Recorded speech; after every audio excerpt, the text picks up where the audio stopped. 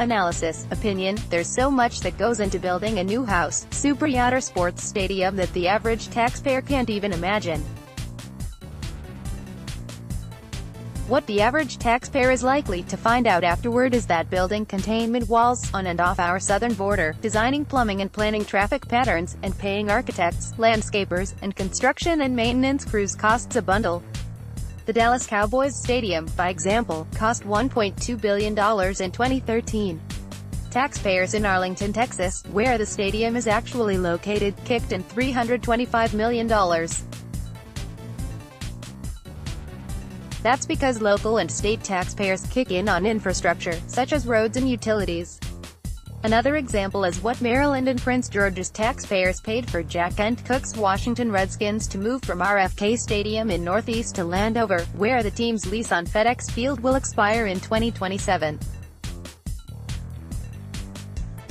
What the Redskins owner decides to do with his team depends a lot on the sands in the hourglass. After all, it's his team, it's his choice.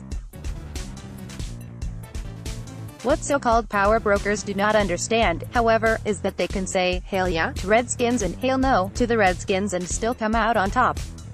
Elected federal and D.C. officials could simply shake their heads, as Maryland Governor Larry Hogan seemingly has done. Indeed, D.C.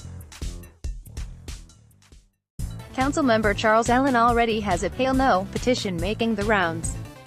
As a D.C. resident, I am against a deal that gives away a single square foot of land or a single district tax dollar to build a new stadium for billionaire NFL owner Dan Snyder, the Democrat says in the petition. But here's the rub. Mr. Allen represents Ward 6, which includes not only Capitol Hill but also stadiums for MLB's Washington Nationals and MLS DC United. In addition, he helped shepherd the nearly redevelopment of the wharf, which sparkles with commercial and residential amenities and jobs. Meanwhile, the RFK site, hard by the Anacostia River, is used for such things as a distribution site for Girl Scout cookies, a noble effort but hardly a moneymaker. There's no solid argument here for the city to begin decoloring the fiscal books with indelible red markers, which is what happened with the baseball and soccer projects. On the other hand, there are costs that the city should assume, such as the cost of D.C. water necessities. But when it comes to this stadium, the costs should come from the Snyder Bank.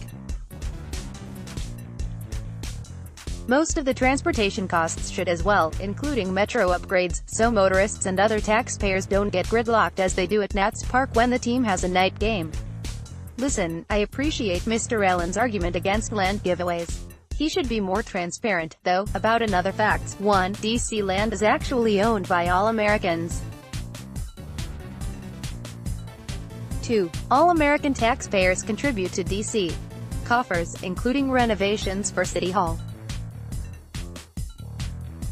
3. Billionaires don't need public financing for their projects, especially when they own MLB, MLS and other major sports teams, including the Washington Mystics and Wizards, as well as the boutique and major hotel chains, Trump International Hotel included. A stadium could easily be built at the RFK Stadium site, the city's largest, oldest and ugliest white elephant. The talk around town is that some power brokers want RFK to be a multi-use green space of parks, bike trails and a smattering of money-making undertakings. D.C. leaders can think green all they want, but the fact is that a surefire moneymaker is needed if the capital is going to generate the real revenue that's going to be needed pay for the sucking sounds caused by the real social service giveaways. Maryland has opened wide the door for D.C. leaders to grab a gold ring on the DMV merry-go-round and say, "Hell yes" to Mr. Snyder. Deborah Simmons can be contacted at email protected. The Washington Times welcomes your comments on Spot.im, our third-party provider. Please read our comment policy before commenting.